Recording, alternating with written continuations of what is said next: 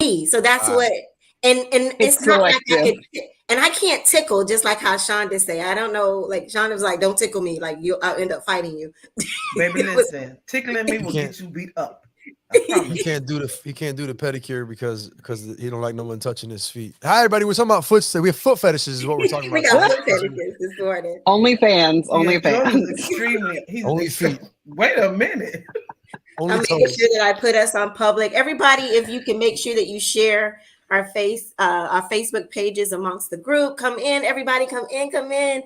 We're just gonna keep going, guys. We have a lot to talk about. I even just added another topic. I am not here for it. I don't even care if you're here for it or not, because you're gonna have to answer it. Like, it's impromptu of me just throwing things at you guys today, because I just want to know your thoughts. Like, I'm just all over the place of what's actually going on in our own backyard. So that's what's the new news of spring break. But everybody, come on in.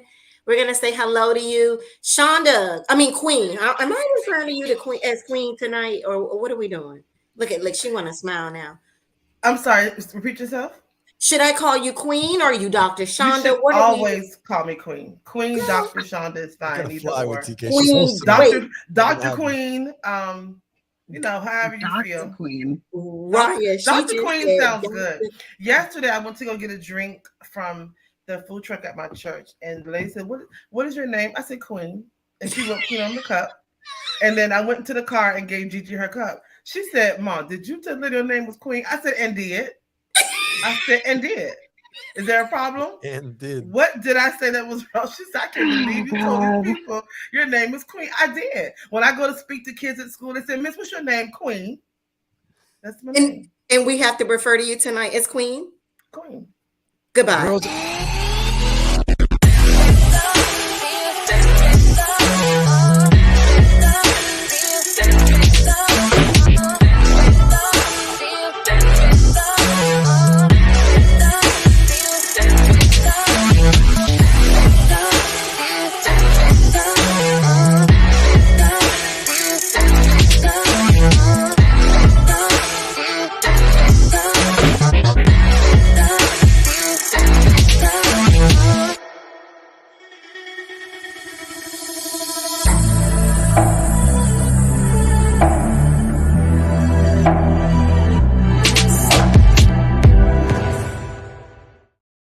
And I'm not called.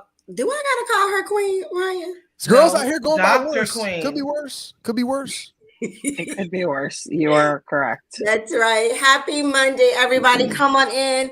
Ryan, can you be on Ryan comments respects tonight? me. Y'all don't respect me. That's the problem. Oh, God, please. Because we know you. Exactly. We know the real. We knew before the Queen and the Doctor. I'm offended.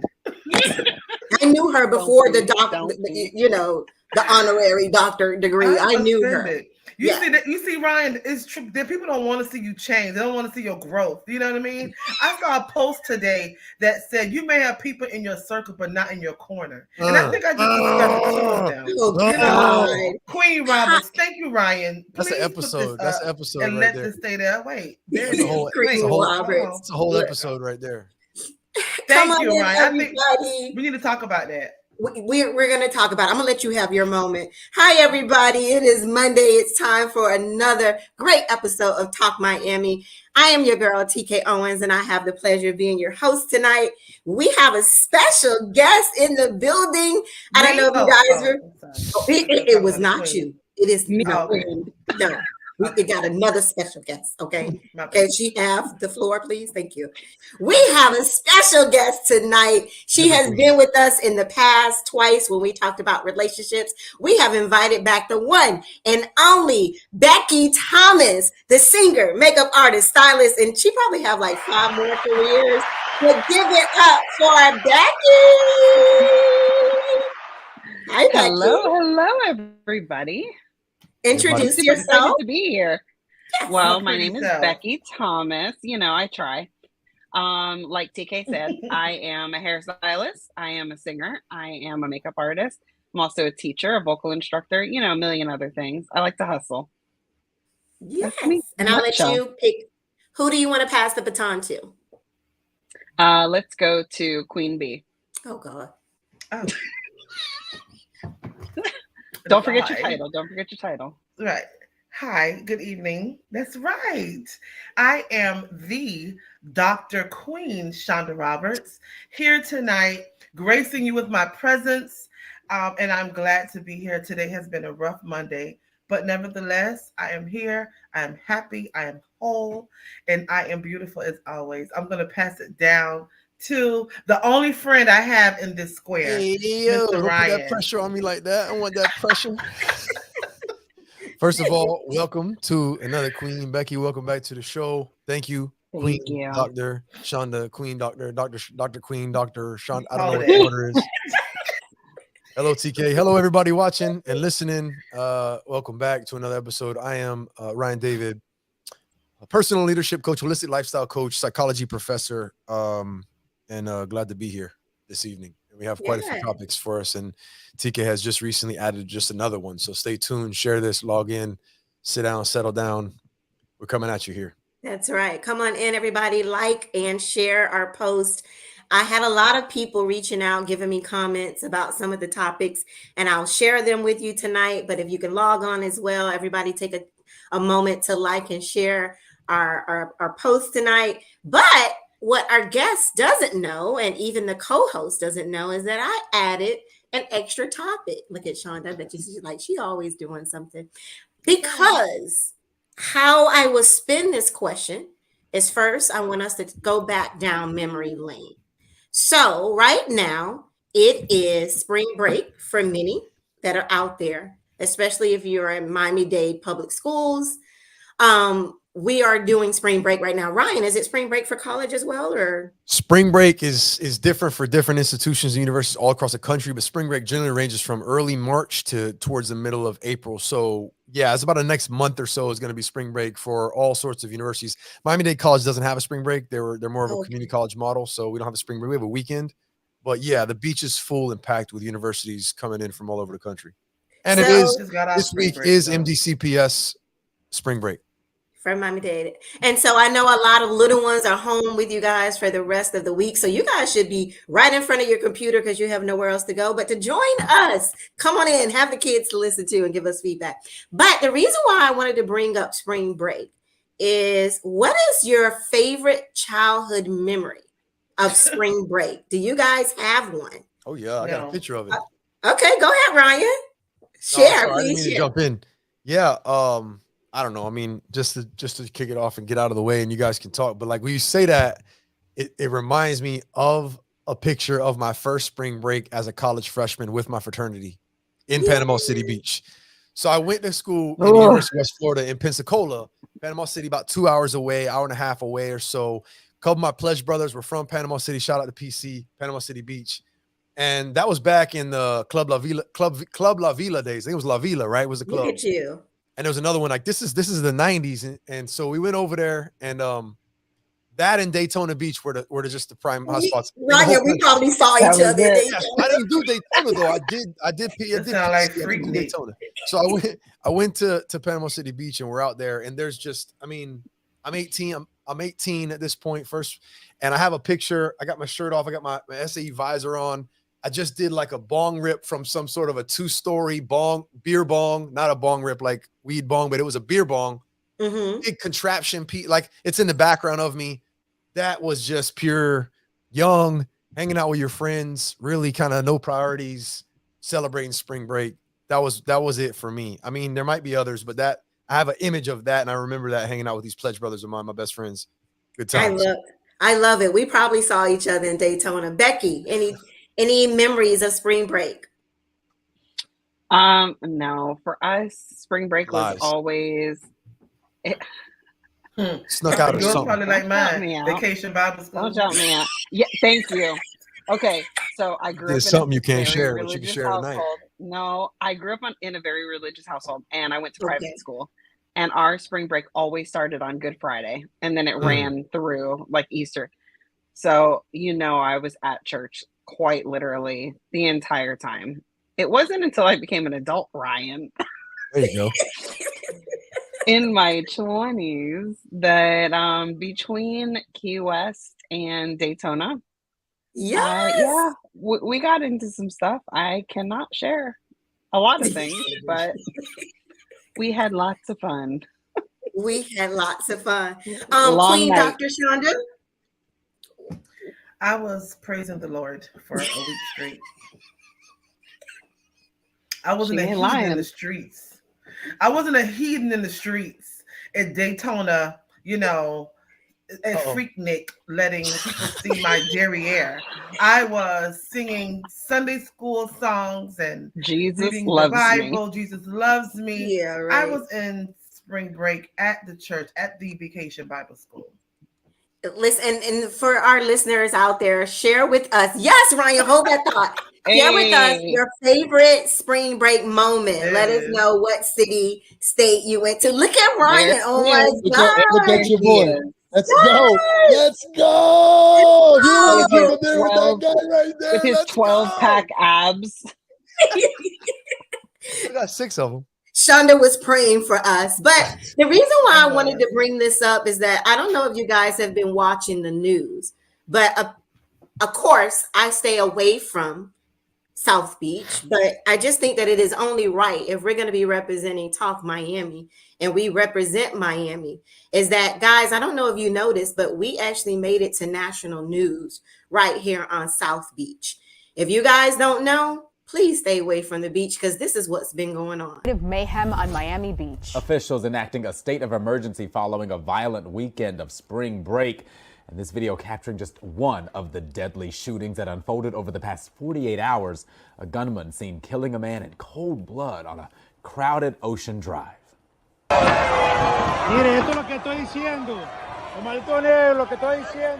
And the chaos continued just a few blocks away where a driver was swarmed by an unruly crowd. Local 10 crime specialist Bridget Matter witnessed this firsthand.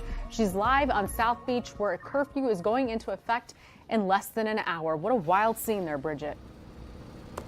And it's been pretty wild all afternoon and evening. We've been talking to business owners. Many of them are fed up.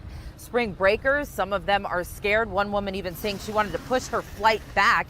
In a less than 72-hour period, 2 people were shot and killed in Miami Beach. Now the city is taking drastic measures to try and keep crowds safe. Spring breakers from all over descend upon Miami Beach each year for the beaches and party scene. But this past weekend turned deadly. 2 murdered in less than 72 hours on the streets of South Beach. Every noise that's going on, we scared. It's very unsafe down here. Miami Beach police are investigating the shootings, calling them isolated incidents. Arrests have been made in both cases. Last night there were some gunshots and there were a lot of groups of people just running. This surveillance video shows the moments leading up to the shooting death of a man early Sunday morning.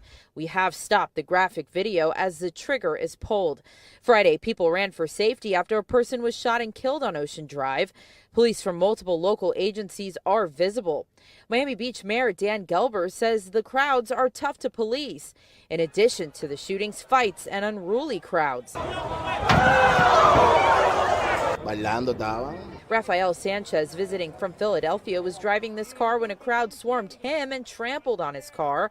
Police steps away from the chaos. It happened near Collins and 8th. Quite frankly, I'm pretty pissed off. Mitch Novick owns the Sherbrooke Hotel. He's been at Miami Beach since 1989 and says this year has been one of the worst. They need to shut it all off and take the party off the streets. The shootings prompted the city of Miami Beach to declare a state of emergency, implementing a midnight curfew. Miami Beach Mayor Dan Gelber. We don't ask for spring break in our city. We don't want spring break in our city. It's too rowdy, brings too much disorder, and it's simply too difficult to police. Woo! Did y'all know that was going on in our own backyard? Yeah, that's long overdue. Many years now it's been building up to that. Long overdue every year. Well, and look, 20-year-old me, 22-year-old me, 25-year-old me might be like, oh, it's South Beach. And you have that argument, oh, it's South Beach. But the grown-up in me is like, yo, people live there. People are spending money to just relax and to be peaceful there. And this is absolutely throws that upside down. Let me say one more thing, TK. I'll give it back to you because I didn't know you were going to talk about this. I had a student after class today, my 5 o'clock class, my 3 o'clock class ended at 5 o'clock. He was working security detail on the beach. One of those murders, it was a young boy, 21-year-old boy. He was working security detail at a store. He saw it. And he was Man. asking me, not as a psychologist or as a therapist, but as his professor and a mental health, I guess, in the field. Yo, it happened this weekend and I witnessed it, Mr. AB, and I keep having these vivid images of seeing that guy fall to, like, and he was talking to me about it, and I tried to work with him on, look, you need to process this, gave him some advice, but this kid, one of my students, literally witnessed this in that moment, and it was crazy that you show the clip, because not only is it happening, like, I knew someone who saw that, and he was talking about how he felt bad and everything. It's wild. It is wild. It's not even just a little bit wild. It's very wild. And what I had us to first think about our memories, and trust me, we've all been there. Daytona, Cocoa Beach, we've all done it, but I don't remember shootings and killings. So I'm like, is this generation different?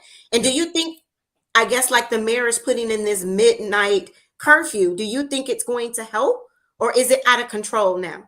Yeah, it'll help because they'll shut things down. And I do think the answer to your question, yeah, it's a different generation. There's different things going on socially when you have these large crowds and these groups, as opposed to when we were younger in a different era, what we were looking to do. We weren't looking for violence or aggression. It's always there. Right. It's always there. There were gang fights back in the 90s. And I'm sure people died as well. It's always there. But by and large, I don't see it as, it's a different approach nowadays. People are looking for this social interaction as much more than they are to relax or enjoy the beach like we would back in the day. Yeah. I think it's different. What do you think, Becky? I agree. I kind of feel like, back in the day, a lot more things were more gang fueled, because I had a lot of friends who ran with lots of different crews, Latin crews, Spanish, Black crews, everything like that, even white crews. And when things went down like that, it's because the wrong group of people got together. This guy was just walking down the street. This is just insanity. There's no way to wrap my brain around why it's happening, what the causes could be, who to blame. It's just something, I don't know. There's a lot of mental. It takes senseless violence and random acts of violence to another level. Because, like you said, with gangs, it's still senseless and random, but it's not as random completely as this. Right.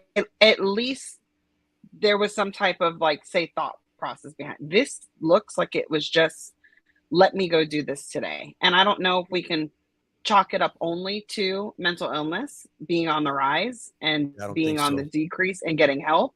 I just think that I don't know, our country is just, it's kind of cracked. It's right. I don't know.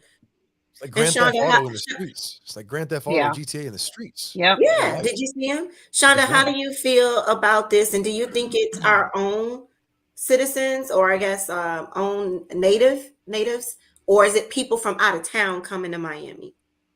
Well, we see that all the time here, so I know it's our own natives as well. And the shooter was apparently from Fort Lauderdale. They captured him, and he had a gunshot wound from a previous shooting he was apparently, it was fresh, so I'm not sure if it would happen the day before, whatever, but he was apparently shot. So and when he shot the young man, when he killed the young man, he ran, and then he dropped the gun. The police saw him and captured him, and they took him to the hospital because he had gotten shot. So we don't know, did this young man who he shot him the night before? I don't know, because that shooting was really personal. He went straight to him. I saw the actual video that was not blurred out, that was not cut off, and it was horrible. I saw it too. The fact that they're showing it online is crazy to me. Because when I first clicked on it, I thought it would stop as the news stopped it. It showed everything. I saw the black and white and in color.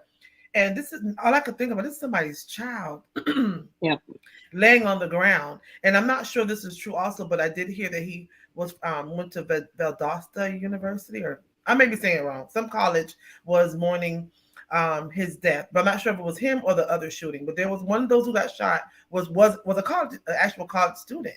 So what could possibly be going on? But as we even go further into this, if we could go further into this, there's shootings at colleges too.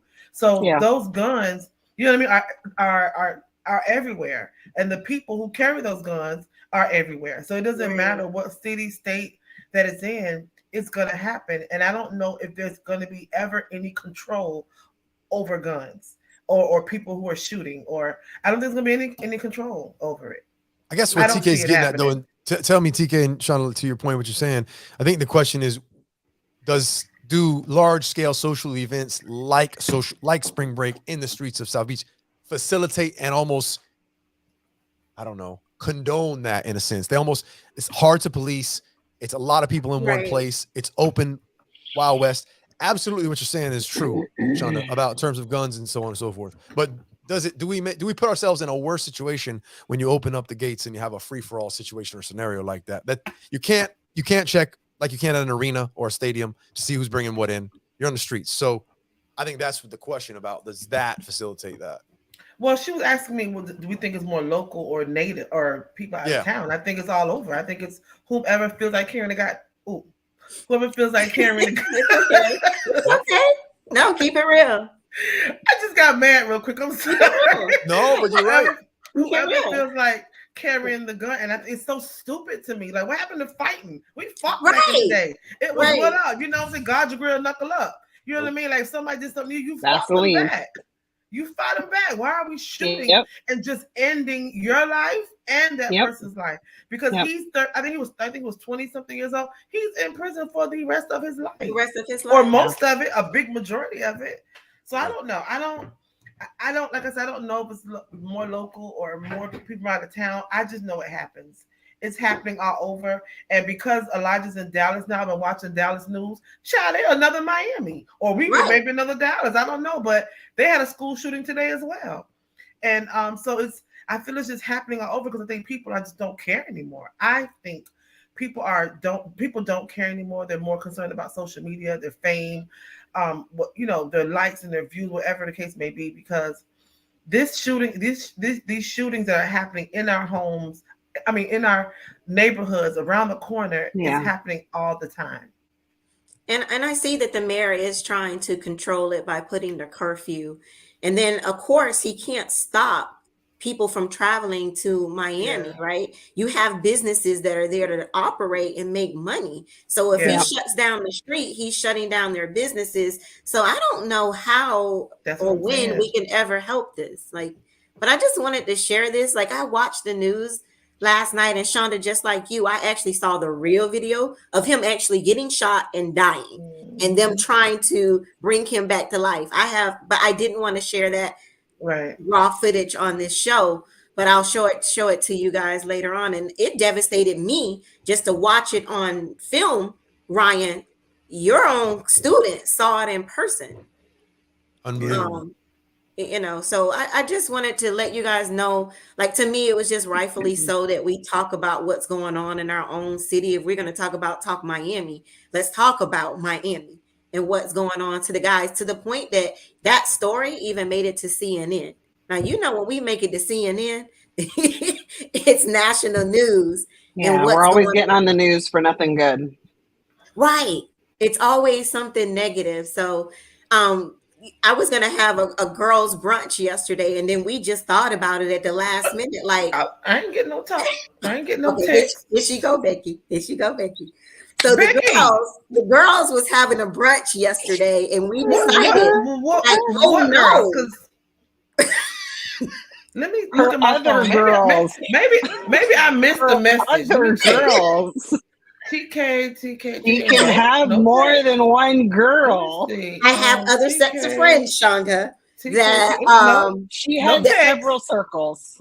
Yeah, no text. And TK, speaking of girls, I'm gonna put out the obvious. We got listeners. Some might be wondering we're missing somebody. Becky took some. We're gonna speak on who's not here tonight a little bit later on in the show. Oh yeah, that's right. I didn't even talk about. I was gonna save her for the end because it's a very special day for her. But yes, everyone, if you know that if someone is missing, Cindy is missing, because I was saving her special day for later. But now that we brought it up, it is the one and only Cindy Winter's birthday. And so tonight she actually has a show, a live concert for Butterfly Black in New York City for her birthday concert.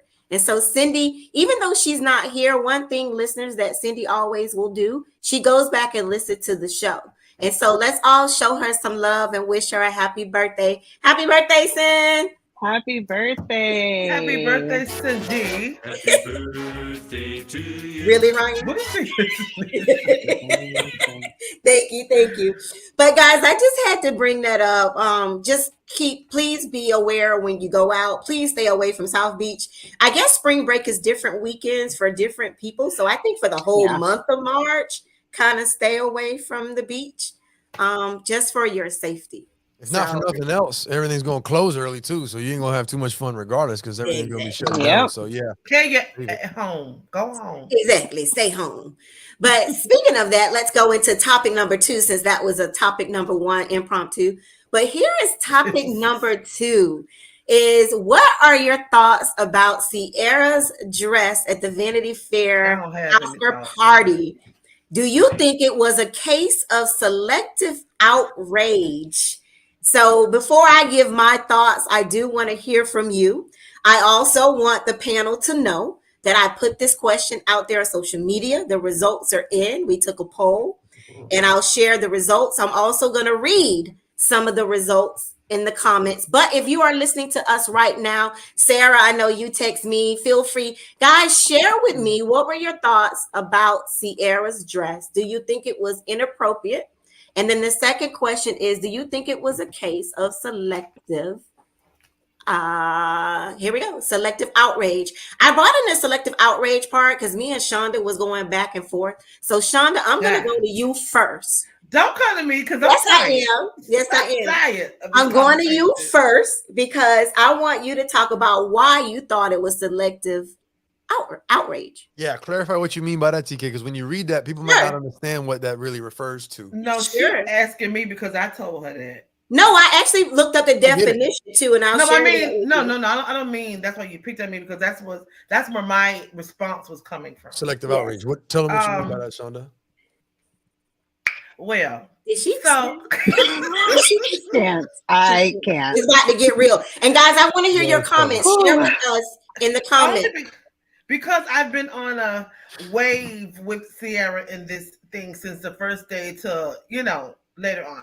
So let me go to my selective outrage first. I told TK that because I feel people are trying to pick apart something that her wearing this outfit. And let's say this, especially Christians, or people who want to say they're Christians, or people who just want to talk about her Christianity because she professes to be a Christian. So then there are people who are saying, well, if you're a Christian, you shouldn't do this. And if you're a Christian, you shouldn't do that. Ciara been shaking her behind and talking about her goodies before this. So why now do you have a problem with what she's saying and doing? That's why I meant selective outrage. If we're going to be upset about Ciara and what she's doing, then why haven't you been upset about Ciara and what she's doing? But the thing is, they've been hating on Ciara and Russell. And I was going to say, and the fact that for Ciara a minute now, they can't have that perfect. I'm not saying it's perfect, but what people want to say is perfect relationship. I'm sure they have issues like everybody else, but they have this ideal marriage and relationship. People want to find something wrong with their situation, and now she's half naked on the red carpet. Oh, look at her, she's not wife material, she's a mother, how dare she, she's a wife, how dare she. And the fact that I love my husband and my children, they are my world, but I feel don't define who I am wholeheartedly, 100%. I am Shonda Roberts first. I am a woman first. I'm not a mother and a wife first. And I don't want to feel that everything I do is going to be, well, you shouldn't do that because you're a mother. You shouldn't do that because you're a wife. I shouldn't do it because I'm a woman first. My children and my husband are a big part of me, and I love them to pieces. But I'm not going to live my life hoping things that I do make them happy or not happy. I'm going to do what makes Shonda happy, and then hopefully and preferably for their safety and my sanity, that they will follow along with it, like it, or keep it moving. But at the end of the day, I'm going to do what Shonda wants to do and what makes her happy. I will never intentionally embarrass my husband. I will never intentionally embarrass my children. But I'm also going to make sure that the things that I do for me don't put them in situations where they feel they have to defend me either. And if I do something that I feel may cause concern, I'm gonna let them know first. Look here, now your mama done walked out the door half naked. Telling people mind their business when they come to you. Don't ask me no questions. I'm gonna tell you no lies. That's my mama. That's her business. Don't ask me nothing about her. So we're gonna have that conversation before it's even put up there, which is why I feel when people said Russell was embarrassed, he wasn't embarrassed. If y'all know, y'all get dressed in front of y'all men all the time. And the first approval we're gonna get is from my man. Every time I step out, baby, how I look. And he like it or he don't. And guess what? If George ever says, well, baby, I don't like this. It ain't cute on you. Well, I like it. I'm gonna wear it. You know what I mean? Or if he says, I think it's showing too much. Okay, well, let me fix it. Because I did buy a dress that the slits came up almost to the waist, honey. Y'all know I lost a couple of pounds, so I think I'm fine. I was ready to show all the thighs. But he said, and I quote, them splits kind of hot, baby. I said, you know what, you're right. And I took some hem and tape and I brought it down some. Not just because he thought so, because I thought so. For me, it was showing too much. But of course, but him confirming that, yeah, let me go ahead and bring it down already because I knew it was too high. But that's the thing. I just don't feel like people should be tearing her. Let me take it back. Her Christian part of her, because people have said that she went to the prison, I think, and what was she doing? I said the prison. I don't want to. Yeah, the week before the Oscars, both her and Russell went to the prison, and they preached, and they had some people turn their lives over to Christ. So some people saying that it's contradicting in the image that they are portraying that they're Christians, and then a week later she's half naked on the red carpet. Okay, so and I said that I asked you that because I want to make sure I said that correctly. So when it comes to that, right? I'm a Christian. Y'all know I love the Lord. I love Jesus. But my relationship with the Lord between me and the Lord. And I don't feel that anyone, I don't want to say this wrong, I'm going to get kicked off the praise team. I don't feel that anyone should be judging anyone. Now, and I said that, and I don't want to, I'm not saying that people should be out willy-nilly. What you say, Ryan? No, God, please, no. Right? No. I don't think everyone should be all willy-nilly and just doing what they want to do and then be in front of people who you are calling to come to Christ or want to come to Christ. Seriously, Adam and Eve was naked. We have to show Christians or new Christians, people who want to become Christians, what that looks like. And people are already confused by the world. They can't tell who's saved and who's not. So I do agree that if she is going to do those things, like preach the word and do all of that, then she shouldn't be dressed that way. That's how I feel about her Christianity. Look here, baby. If I'm in prison, Ciara walking half naked, I might convert too. So you got to use what you got. So listen, she got to use what she got. You know what I'm saying? I don't know. Maybe that's her tool. I don't know. But I'm not going to sit here and say you're not a Christian because you have on a sheer outfit and thongs. I'm not going to measure her level of Christianity. I don't know what it is. I know she says she loves the Lord, and I'm sure she does. There are a lot of people in this world that don't do what they should do. We feel as Christians, but they love Jesus, and Jesus loves them. Mm-hmm. Does that, but there's so much going on in the world that people are not doing. And they're still Christians. So is Ciara not a Christian because she dressed in half naked? No, she just didn't I don't think she made the right decision when it comes to that. But again, I'm not going to go and tell her she dead wrong. I'm not going to go and bash her because that's not Christian like either, is it? Right. God operates in love, and that's not love. What we're doing if we're going on her page and telling her she's wrong and she's this and you a whore and you were this, that, and the other. I just feel people are just doing too much. Well, we're going to talk about love later. Ryan, I want to go to you next because we have women on this show. But from a man's point of view, from it being in a relationship, if you're a woman dressed like that, how do you feel about I guess your significant other? But wait, I think that's a fair question because it's not a fair question, but it's not a fair question. But I'll run with it. No, wait, but hear me. Not even if it's a celebrity. How do you feel if you're a female or your girlfriend dresses inappropriately that you think, or just revealing? How about that? I won't say inappropriate because it may not be inappropriate to you guys. If they dress very revealing out in public, would you have a problem with it? I think generally speaking, you know who you're with, generally speaking. And I think that in this case, if my girl did that, My girl probably already did that. My girl was probably doing that before I got with her. Look here, they say Russell was embarrassed. Well, Russell wasn't embarrassed. Russell done knew she was for the streets before he got with her. Nah, I just had to say that and put it out there for anybody who's thinking about it. Russell knew who he was marrying. He was marrying a model. That's who he's marrying, a model, a fashion model. He knew who he was getting into a relationship with. Now, the tact and the decisions and the place and the time, those decisions all can be maybe more appropriate than others and those sort of things, but just wearing that. And again, I think that Cindy gave us context in the chat. That dress was worn at an event where the theme was a sheer dress and there was like 12 other women on the same. So like, look, for me, there you go. So for me, this obviously wasn't an isolated incident. And if you want to isolate somebody, to Shonda's point, selective outrage, why her?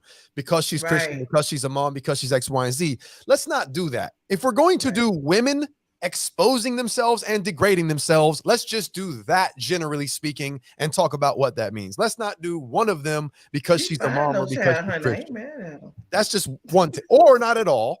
And I think that when I talk about it, I'll answer your question if I haven't already, TK, about me personally. But I think when I talk about this is such a topic where we could gossip and talk forever, or just talk very briefly about really why are we talking about someone who has celebrity status and is a model or a role model potentially for society or cultures to look at as someone to emulate. That's what we start to look at. Daughters, do we want that person to be who we kind of follow decisions after? I was going to go into that, but good, Ryan, go ahead. Thinking, and that might be a fair conversation because celebrities and people of that status do somewhat shape and mold our culture. So that conversation might be worth having. As far as I'm concerned, like I said, I think that if I'm with someone and they decide to wear a particular outfit, it's probably going to be in line unless she came through with some out of the ordinary kind of like new day type of new me. I'm going to wear this and I never had before. If it was a surprise, I probably already knew what time it was and it would probably be okay. But I like what Shonda said. It also might be a moment where it's like, baby, you realize how that looks, right? Just making sure you know what you look like. You know what I'm saying? Before you walk out the house. She's like, I didn't realize it was that low. Or I didn't realize it. That's where you just kind of give feedback. You don't control or check or tell someone what to do, but out of respect for, and if you're going to be on my arm all night, that's a different story than going out. Now, if Ciara wore that somewhere she wasn't on her husband's arm and she was at some party where there were all sorts of people and Russell wasn't invited, then you have another conversation like, okay, how are you presenting yourself as a married woman in this situation that's like, hey, listen, I'm trying to show my best to strangers. So like those are other conversations, but she was with her husband. She's a model. Keep it in context. Not a lot of people consider context nowadays. That's my take on it. All right. Becky, I'm going to throw you the question that I put out there on social media. Okay. And before I show the results, the question was, do you think, let me go back, let me read it. Should a woman be mindful of what she wears once she becomes a wife and a mother? Although she met him this way, do you think we have a responsibility as a wife and as a mother to change the way that we dress over time? That's true. I think so my answer was no. I answered that on your poll. I don't. However, I do believe that when you're in a marriage relationship, when you're in a partnership, there's openness there, right? There should be complete transparency. You should be able to speak into your partner's whatever. I think that first of all, Ciara, her body is amazing. If I had her body, I'd be wearing that outfit too. Okay. So with Russell, in my mind says Russell absolutely knew this is exactly what she was wearing. And he looked at her up and down at home. They did everything they needed to do before they got there, because when he was on that red carpet, every time they panned to him, he was, yes, absolutely. And possibly the next day too. Come on. He was looking at her face. There are multiple angles and shots of every time she would turn around to take other pictures, and he was beaming at her face. You could tell where his eyes were going. He co-signed on that. He knew what he has, who she is, who she's coming home with, and he co-signed with that. When I was married, my ex-husband, I always used to be like, oh, I don't know, I think this shows like too much cleavage, or this shows, maybe the skirt's too short. He would always be like, you look hot, wear it. Right. and would totally push me outside of my comfort zone to do things like that. Whether it was to show me off, whether it was to make me feel more comfortable, whether it was for him to be like, oh, look who I'm with tonight. I don't know what the reasoning was. What I do know is it was allowed to happen. I don't think that she's moving apart from Russell. I think that everything that she's doing is right in line. He knows exactly who she was, who she is, and he also knows that that is his wife, and he is happy with her like that. And I believe that if that day were to change and he were to say, look, I don't feel comfortable with X, Y, and Z, we won't see that stuff from her anymore. And I believe that some of the songs that she sang back then, she won't be singing anymore either. I think it would be a total transformation. Yeah.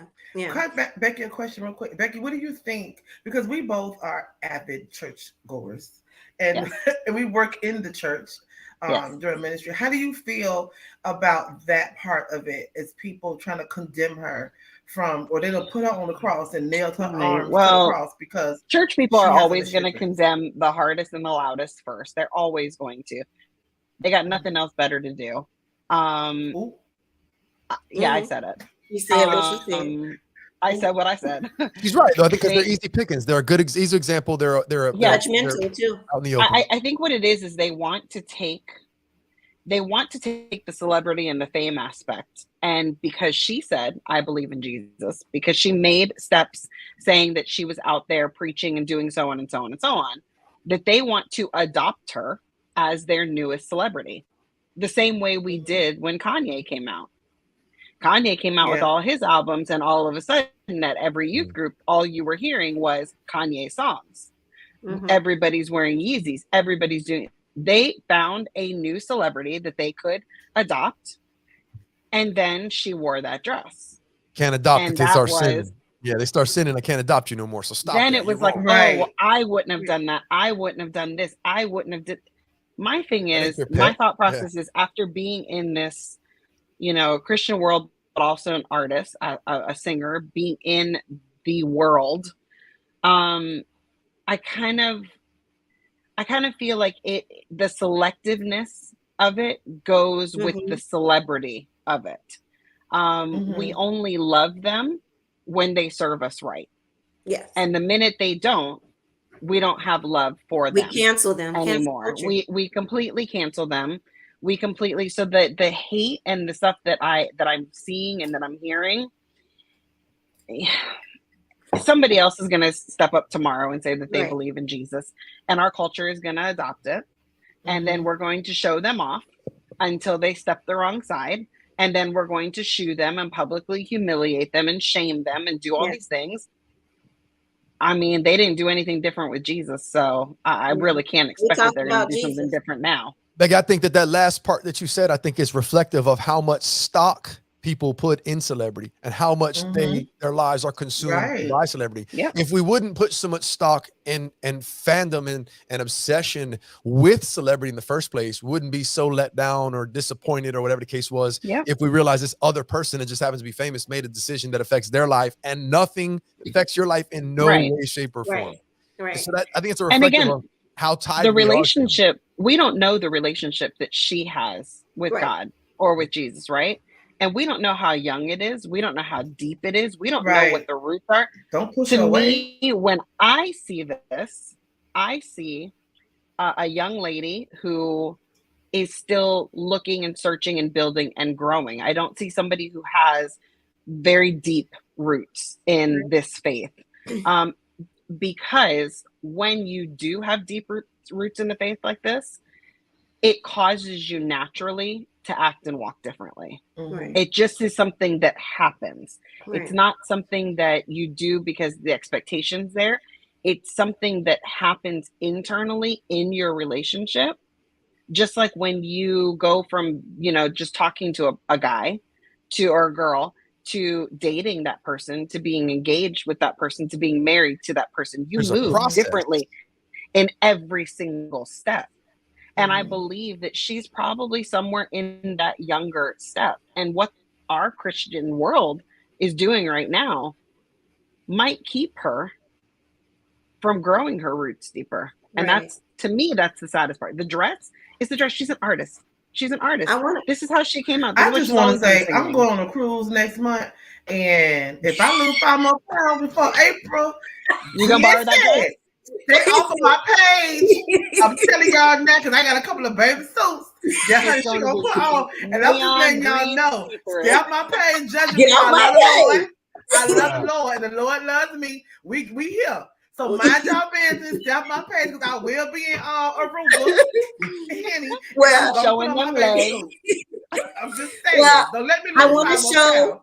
I want to show the results of the poll. It is in. The question was, should a woman be mindful of what she wears when she becomes a wife and a mother, although she met him this way? And guys, it was almost even. And I literally watched this thing for 24 hours, go up to no really high and go back up to yes really high. And then 24 hours, we met somewhere in the middle. We are really crossed right in the middle. Some people saying yes, that she should, and some saying no. My answer is yes. I want to share with you guys my own feelings. I've been single and I've been married. I've been on plenty of posters and calendars on men's walls. So I understand. But the moment that I got married, I do believe there is some responsibility. I didn't say completely change, but there is some responsibility that you are carrying this man's last name. You are a reflection of him when you walk out that door, and you are a reflection of this family when you walk out this door. However, I completely can tell that Russell and Ciara had already agreed to what she was wearing. And I've learned, especially from my grandmother, when two people have agreed on something, it doesn't need to be explained. So if they was okay with it, so be it. It is just my personal choice that I am mindful of what I wear before I walk out a door. Sometimes, just like you, Shonda, I will ask him, but at the end of the day, I make the decision that is best for me. But I even think about him before I even put it on, or even before I post it, because I do carry his last name. And one thing that I did think about, and I said this back and forth with Shonda, I said, when you become married, it's not just about you anymore.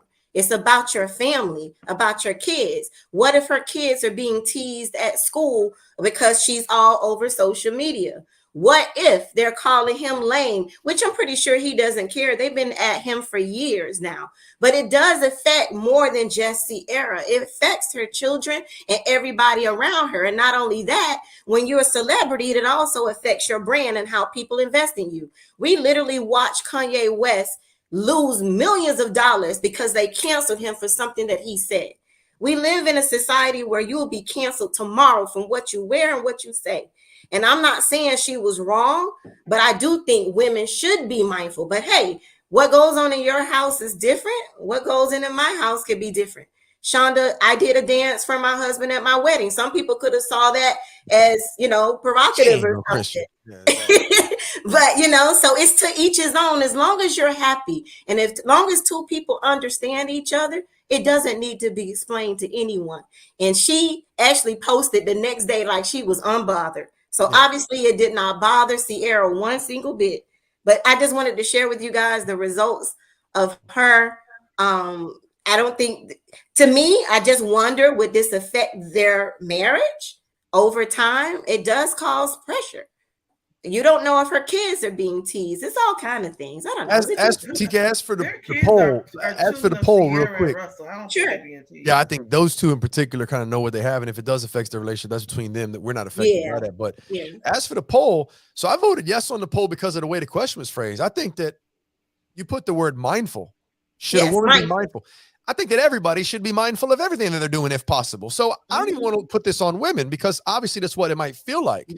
Everybody should be mindful when they're in a relationship that they want to be in, and they are a reflection of the other person. So I think that it just comes down to that. This is not a prison sentence. You don't have to be with this person. You're choosing to. So you actually by default would like to represent yourself in a positive light that has a reflection on the person in a positive way. So everybody should be mindful of what they're doing, not only of how it could affect themselves, their own reputation, but if you're in a relationship and you're committed to somebody, you're tied to somebody else's life, mother, potentially with children, or husband or wife, course you want to be mindful of what you're doing. Right. That's the nature of someone who's in a relationship. Everything you do, you should be mindful of not just you. Like you said, TK, once you're married, it's not about you anymore. Once you have kids, it's not about you anymore only.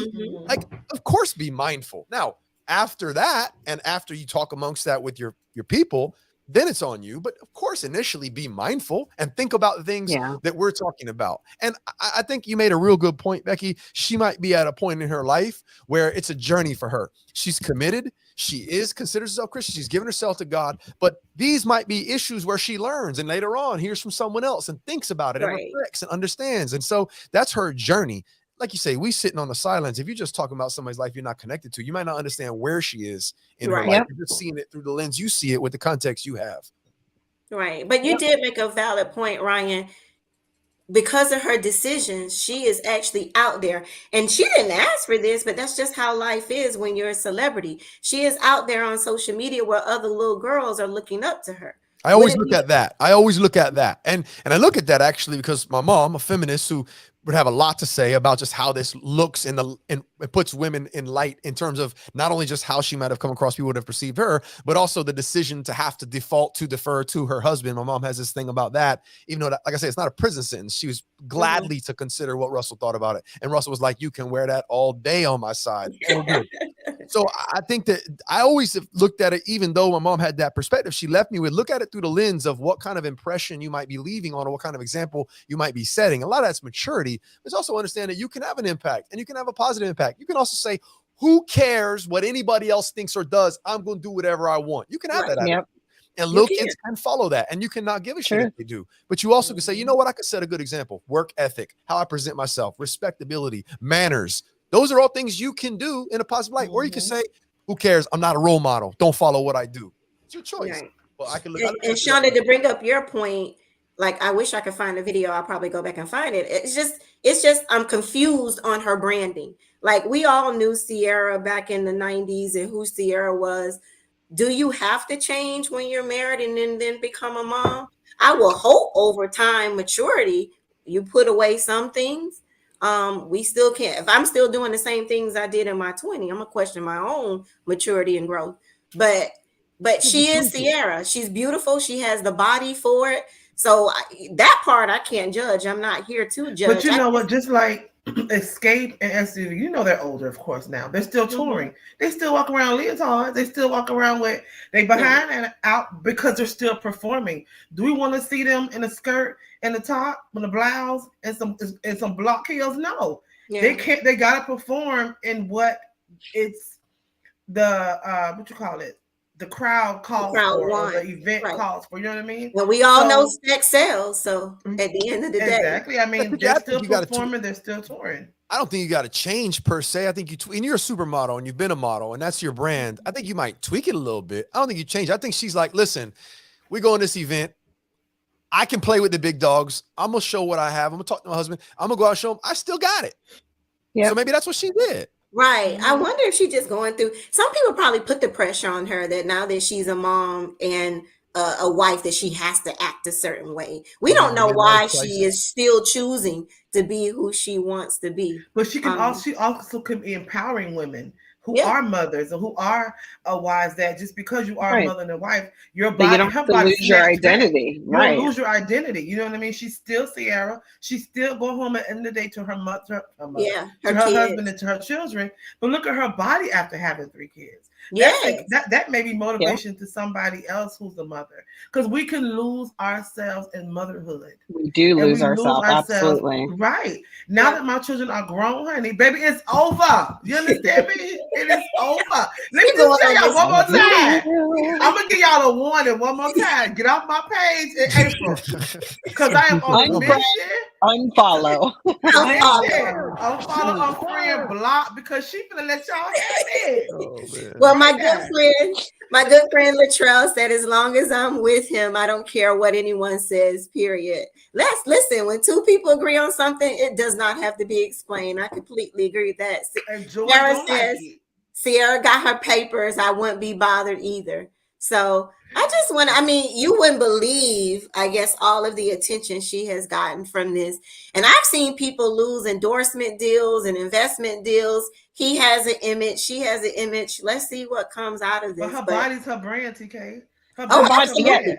I mean, she was just on Sports Illustrated last year in a No, bikini that I wasn't completely any get it. bigger than what was underneath that see-through mesh thing. Like, her body is literally her image. And Right. I think she's probably going to ride that until she can't.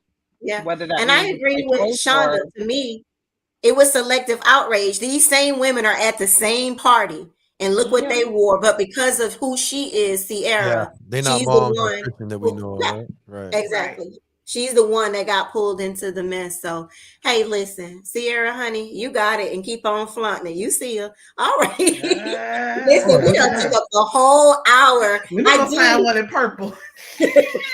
Wait until April, Shonda. That's what you told us. It's over in April. It's over. Find one in purple. Speaking of, let's go to the corner. We're going to the corner with Queen, Dr. Shonda's Community Corner. Dr. Shonda, take it away. This girl. All the nonprofit organizations gonna kick me out. They look stuff. Let me not, honey. I'm not gonna wear it, y'all. I was joking. I'm not gonna wear it. I'm gonna be fully clothed. Private Okay? page. Private page. Right. All right, y'all. For our community corner, can you remove that banner because it's hiding my stuff? Sure. Sorry. Thank you. It's okay. I know it was meant to, but I want to show the website. Celebrating women who tell their stories. So Women's History Month, this year's theme was celebrating women who tell our stories. In this picture, you have the top, you have Toni Morrison, Maxine Hong Kingston, Hovita Idar, Maya Angelou. In the middle, there's Gerda Lerner, Gloria Steinman, Winona LaDuke, Lillian Hellman. And at the bottom, there's Betty Soskin, Willa Cather, Gertrude Stein, and Marjorie Stoneman Douglas. The 2023 National Women's History theme, the National Women's History Alliance, which spearheaded the movement for March, being declared National Women's History Month, has announced a Women's History theme for 2023, which is celebrating women who tell our stories. Throughout 2023, the NWHA will encourage recognition of women past and present who have been active in all forms of media and storytelling, including print, radio, TV, stage, screen, blogs, podcasts, and more. The timely theme honors women in every community who have devoted their lives and talents to producing art, pursuing truth, and reflecting the human condition decade after decade. From the earliest storytellers throughout pioneering journalists, our experiences have been captured by a wide variety of artists and teachers.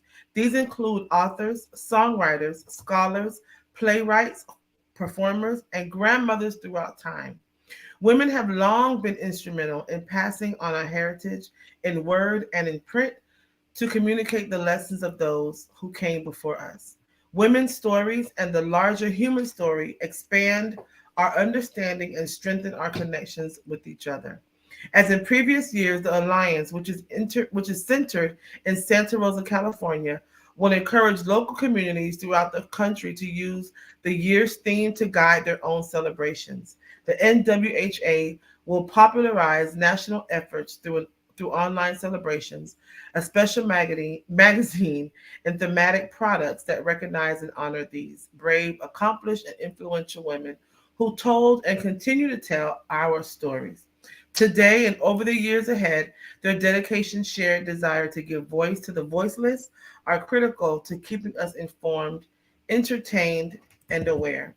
So I wanted to just read that about, because I know every year Women's History Month has a theme. So this year it was about women who tell our stories, which I believe is vital for our stories to get out there. So I want to congratulate all the women who are in podcasts, which is us, podcast and print and media and broadcasting. Women, we salute you. Thank you for telling our stories. I know a lot of my story has gotten out because people in the media have trusted me and believed me and supported me in my story. I've been on 99 Jams, Hot 105. I've been in Miami Herald. I've been in several publications and on several radio shows. I think 103.5 The Beat as well. Yes, I have 103.5 The Beat. I actually won an award from them for being the Beat Blazer of the month. So I thank them for, and all of that was because I shared my story and they helped me get that story out. So I just want to honor our women. Women, you rock.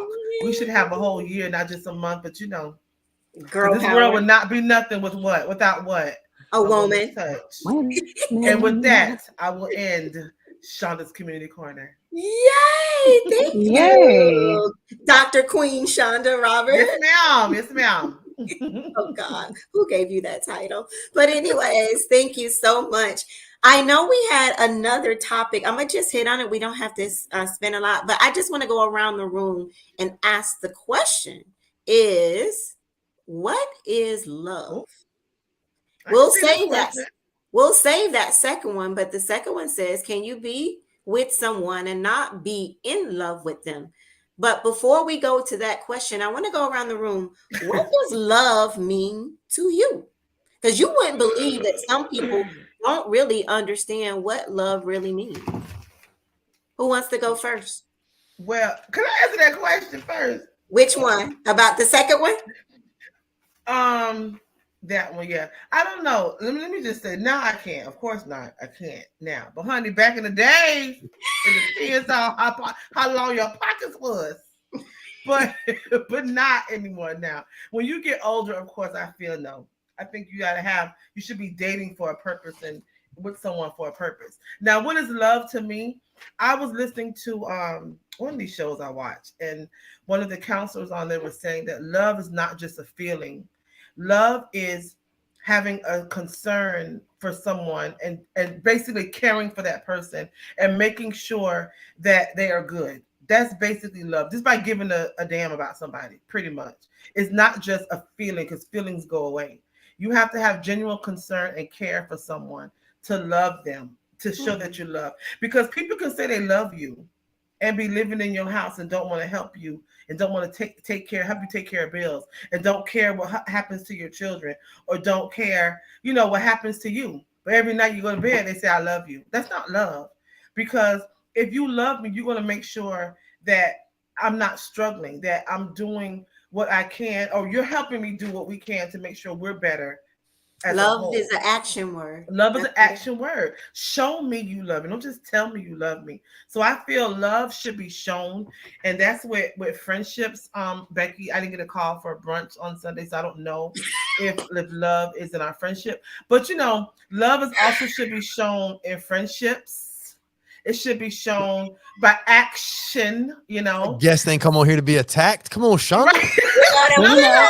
She was not attacking me. She was attacking TK. Because not me. He calls me for brunch and lunch and stuff. It was for TK, Ryan. Oh, the shade was for TK. The shade. Sorry, TK. Yeah. I'm just groups of friends. So I'm just saying that she don't hear that. She doesn't accept that. Love is an action word. Show people. I'm just playing. TK is a very good friend to me. She's a sister to me. I make love her time so for much. her. Me and her have our own time because I'm not even mad. Honey, y'all jealous because we hung out by ourselves. So I'm not even upset. Well, I love her so much. I know I have to share her because she is loved. But as far as relationships go, I do feel that love is an action word. People should show somebody they love them, not just say it.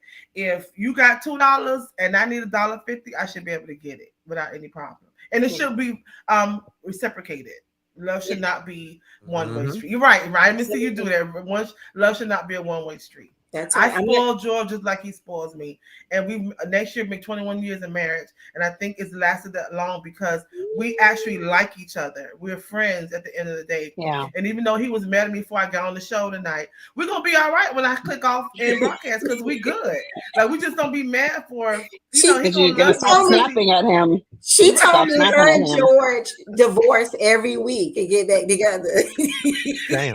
He gonna get divorced and sit on their couch, and then we're gonna be all right. We don't do that Make anymore. up the breakup. We gotten past the arguments. They won't argue anymore. Yeah. Our kids are grown now.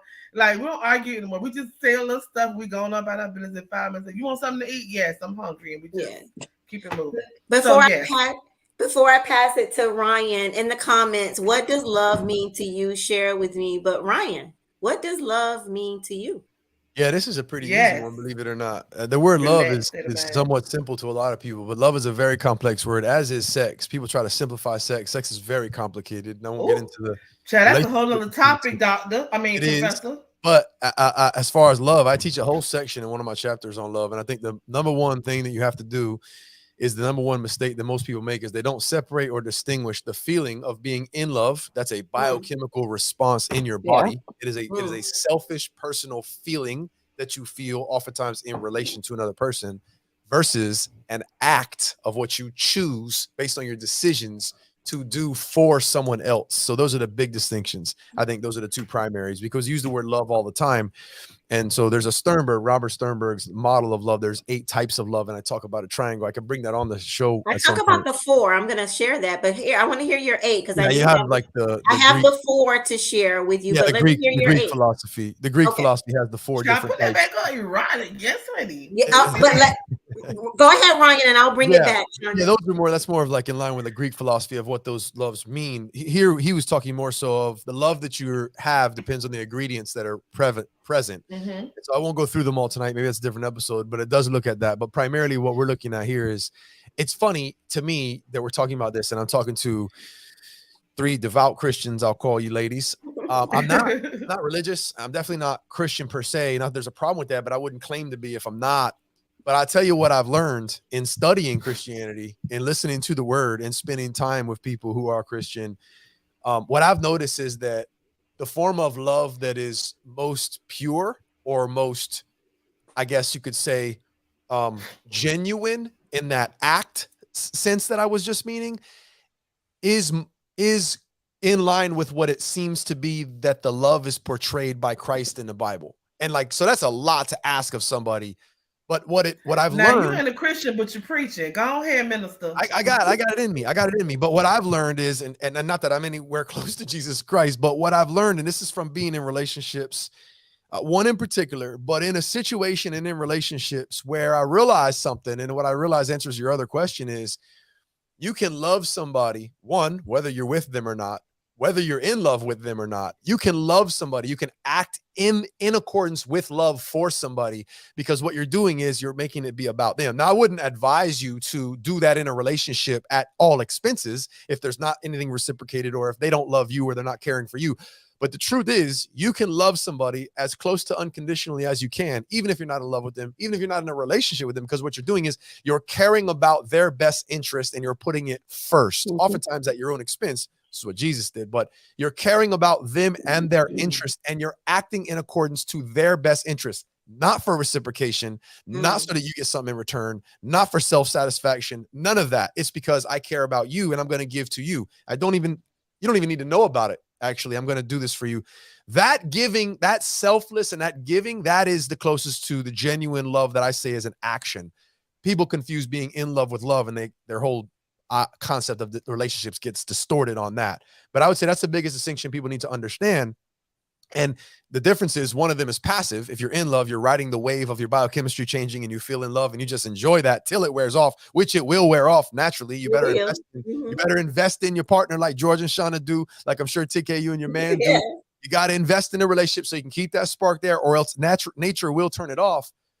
But the other love, that can be there. That's a decision. And most people will ride that wave until that wave of being in love crashes. And because that's not there anymore, they'll question a relationship. They'll think that there's no love, and then they'll leave. But that's when decision time comes up. I'm going to decide whether I want to love you for the rest of my life or not, even though that faucet's been turned down as far as being in love.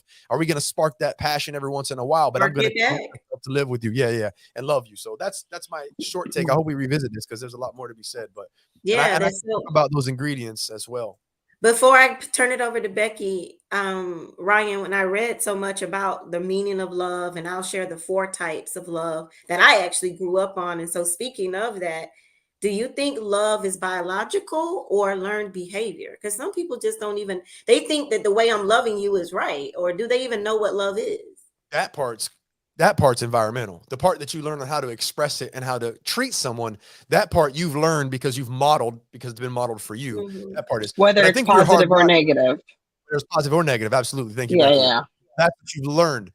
The other part, though, I think that we are biologically hardwired to care for others. I think that there's a biochemistry and a biological hardwiring to be able to be caring, sensitive, rescue, provide for comfort, all those things. I think there are biological components there. Now, those can get suppressed early on in life and seemingly have never been there for reasons. And then there's the question of psychopathology for individuals who seem like they just never had that there, and they're, Right. serial killers or whatnot. But generally speaking, we do have a biological component that is it's basically, it's the basis, the biological basis for our connection with others. So that's the attraction and the connection model or system. And then there's how that's done, positive or negative, what you model and what you decide to do or what you learn to do. Wow. Becky, what does love mean to you? Yeah, very loaded question, Ryan. I agree with you that there's Exactly, so yeah. many things that you can say. Being in the church my entire life, my first thought is always love is sacrificial, right? Love is that thing that you show to somebody that you care about, how you care about them, that you put them first, so on and so on. I've studied also the Greek terms, how there's, a friendship type of love. There's all these other things. When it comes down to, for me, what is love? I think it honestly depends on who we're talking about. That's the only other way that I can explain it. With my kids, no matter how much they drive me insane, they are from my body. They get the type of love from me that is sacrificial, that is the crazy love, that is the love that will fight for them no matter what, that will sit through them all of their fighting and anger and whatever it is that they're going through. I'm gonna do that. When I was in a relationship, love for me was taking care of the other person, making sure that if he was going to provide for the family, that I was the one that was going to make sure that when he came home, he had a safe space, that he had peace, that he was able to put his head down at night and not have things crazy. When I have friends, I always go to like the love languages. I always like to ask. You do. And she mutes herself right after she says it. Yes. So I always go to the 5 love languages. I love when I'm getting to know people to learn how they want to receive love. I have been in situations where even just friendships. I remember one time in particular, I had I bought a coffee for somebody and I brought it to them, and they were in a group of other people. And I had no idea what their love language was, and I had no idea that what I was about to do was going to embarrass them and actually not make them feel like I was showing them love, like I was calling them out or putting them out. And so I came in and I was like, here's your coffee, blah, blah, blah. And afterwards, this person came up to me and said, please don't ever buy anything for me again. And if you're going to, don't ever give it to me in front of other people. See, I would have took that as inconsiderate. Oh God. Okay. Listen, I mean, me and this person are not friends to this day for many reasons, but I will say this. It immediately made me as a leader go, okay, the people that I'm around all the time, I have to find out how what type of love do they need to receive? Because if I keep showing them an acts of service, but they are a words of affirmation person, everything that I'm doing for them is worth nothing. It's completely in vain. If I'm never telling them, hey, I'm proud of you. Hey, you're doing really, really great. Hey, you're beautiful today. Hey, you're whatever. Or if I'm saying all those things, but this person is a person who needs quality time and I'm sending a text, but they haven't been in a room with me for longer than 5 minutes, those words are going to come across deaf. So I think there's so many ways that we can say this is the perfect picture of love and this is whatever. And it's always going to have, like Ryan was saying, it's always going to have what you were around, right? My parents never said, I loved you. That was something they never said. And when because I'm a words of affirmation person, when I started to get to know that about myself, I started saying, I don't understand. Don't you love me? And they would say, my dad specifically would say, but you're in private school, but you have everything that you need. Wow. And I was like, right, but you don't tell me you love me. And he was like, but I literally sacrifice everything for you to give you everything that you need. And it took me having my own kids and getting older to kind of go, whew, okay, me and my parents, we still don't say I love each other all the time, but in the actions and the things that we do, I know what stirs them. They know what stirs me. And there are times now where my dad will go out of his way to give me a little card that just says, Speak your I love language, you. says I You're love doing you. a Right. great job. So on, which is totally not him. Right. But he does it because he knows that that's what I need. So Becky, I think can I love, give you? Yeah. I want to give you sorry to cut you off. I want to No, give you're you, good. if I could share a concept that summarizes everything you're saying right now. I taught the lesson today. It's wild how this happens sometimes. So for all of you listening and for you ladies here on the show, the concept you're talking about, I teach it. It's called emotional bank account. You have an emotional bank account with anyone you're in a relationship with. And what you're talking about is deposits. How can I make a deposit in their account so they trust that I love them? I need a deposit right now. What you have to first decide and decipher is what you just said, Becky, is what do they consider a deposit? Because you might be trying to make a deposit, your love language, and the way you go about doing it contradicts theirs. Now it's a withdrawal. It's the same concept of like, is your love tank full or empty? You're not doing things to fill you're not doing things to build equity into. Yes, and they have to be things that are unique to me, though. They can't just be things. Not all girls like flowers. She might hate flowers. Don't go buying flowers thinking it's flowers. She may want you to walk in the door and say, babe, I only have an hour. I want to spend and then I got to get back to work. Right, yeah. But I'm turning my phone off. Right. I've already set an alarm so that I know where I need to be, but you have literally all of my attention. Yep. Yes. That's right there that's the deposit is going to speak louder to that person than any flower, any gift, anything you could buy. If that's their language. If that's their language. Right. Yeah. And if it's not, the first thing they're going to say is, well, you haven't bought me anything I want. Exactly. Or you haven't taken me to right. get my nails done. Or you learn the person you're in a relationship with and find out what they consider to be a deposit, because their deposits probably are not your deposits. Yes. Right. So true. I always say though, the more you pour into people, the easier it is. So as a leader, I always say, if I can genuinely pour care and love and concern and time into this person the way that they need to, me asking for anything, not that I'm saying that I do it to get this, but if I needed to ask for anything, of course, it would be the easiest thing in the world for them to be like, sure, baby, you got it. Done. You care about them. Because they know that you have deposited so much and you've been giving so much, it makes it easier. The people that you have not shown any of that to, that yes is gonna be, what are you gonna do? What's love done for you lately? Like, what is this gonna do for me? How is this gonna grease my wheel? I think it's a loaded question. It's a hard one to answer because it's different for everybody. It's different for everyone. And even Tina said, what does love have to do with it? Right. But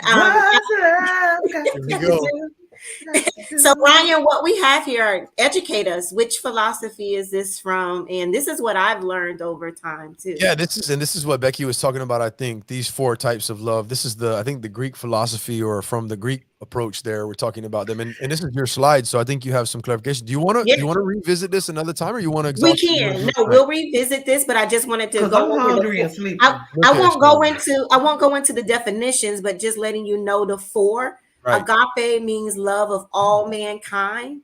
That's loving everyone. Storge is like that love of parents for children. That's that love you have for your children. That's that unconditional love, that there is nothing they could do to break that unconditional love. How do you pronounce the next one? Is it philia? Philia, yep. Yeah. Love of friends and equals. I guess, Shonda, you'll fall into this category. Yes, I got love for you. I got love for you. And then coming. And then eros, which is that erotic, passionate love. That's what you have in those passionate. Yes, honey, it's the passion for me.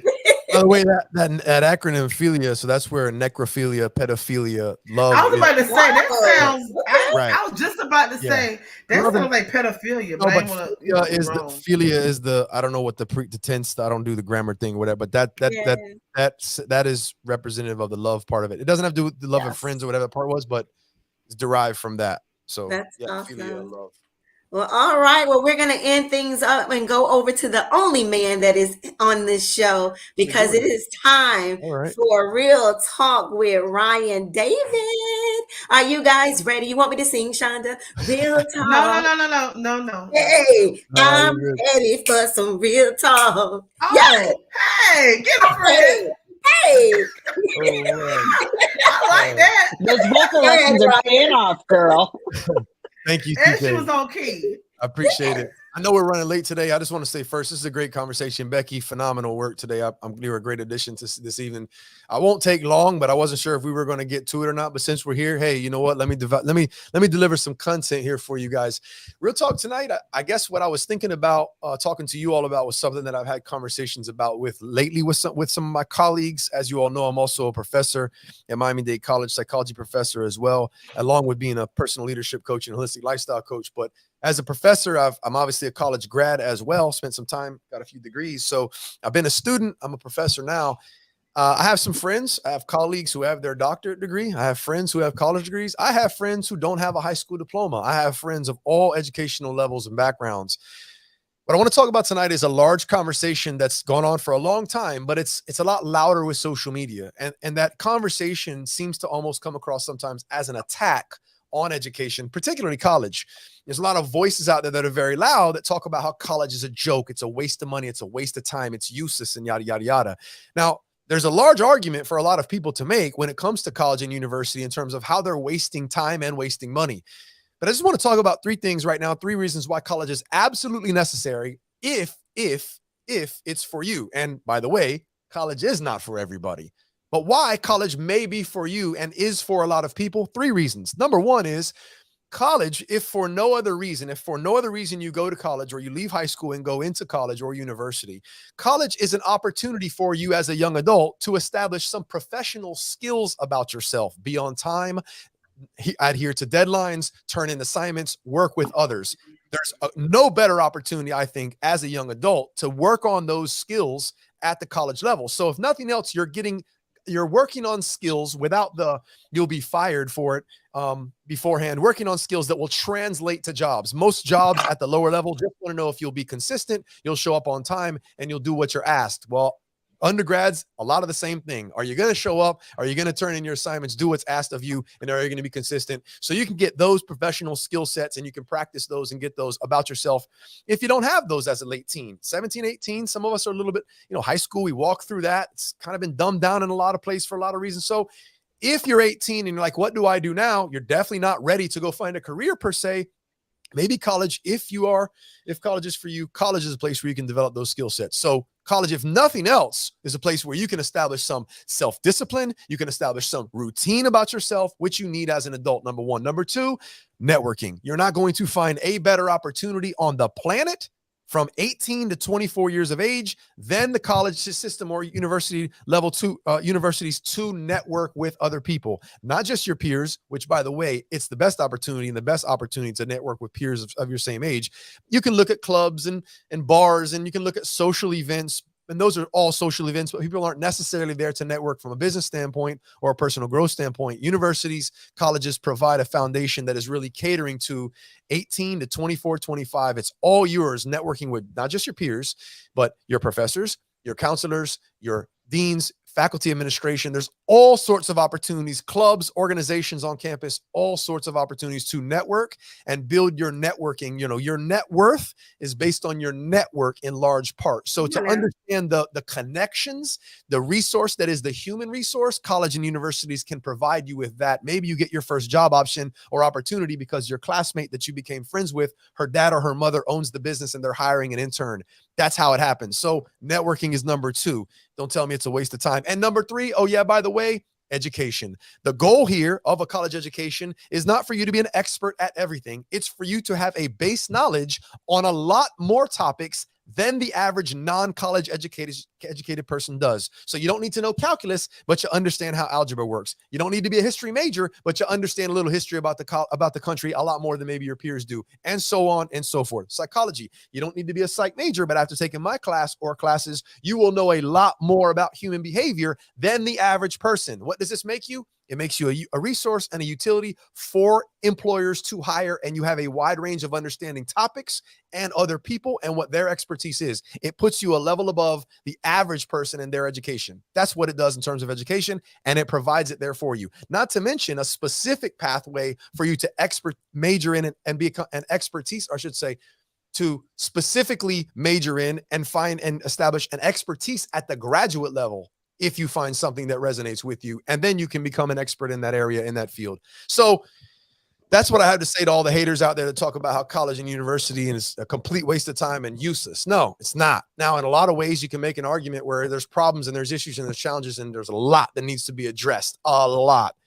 But talking about how it's useless and pointless, absolutely not. Real talk, that's what I have to say tonight in defense of college or university education. And he said what he said, and I will back you up. I would back you up for someone who actually has 3 degrees. So trust me. I'm a hiring manager as well. And when I look at resumes, there are certain jobs. Oh Lord, here she goes. I mean, there's certain qualifications that you have to even go for certain positions. And so it has never, ever been a waste of time. And besides college, also trade school, just be a positive contributing citizen. At least do something, even if it's a trade school, like you said, Ryan. Yeah. College isn't for everyone, but you can learn a skill. Absolutely. So you got to make the most out of that opportunity. It's like everything else. You can waste it. There's an opportunity to be made. There's 3 of them right there. Right, right. So, Shonda, can you take us out and promote the show? You gonna give me a job at Vanity? The head that wears the crown. Oh Lord, here she goes. Talk Miami Talk Show. You can follow us on Facebook, Instagram, and Twitter. You can subscribe to our YouTube page at Talk Miami Talk Show. And then we also have a Talk Miami podcast at Spotify, iHeart, listen on Apple Podcasts or Google Podcasts at Talk Miami Talk Show. Yay! Wait, say Twitter again, Shonda. Twitter. Everybody, thank you so much. Ask her why she won't hire me at the United Way office. I'm not getting into all that, Shonda. I'm a smart man. Can you imagine me working with her every day? Like, I will fire her every day. Like, seriously. They mix blood and money, boy. I tell but you everybody, we'll be back next Monday. Thank you. Same time, same channel. Bye, everybody.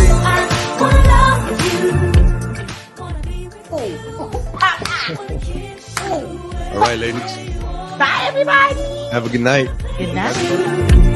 Wanna live with you. I just wanna love you.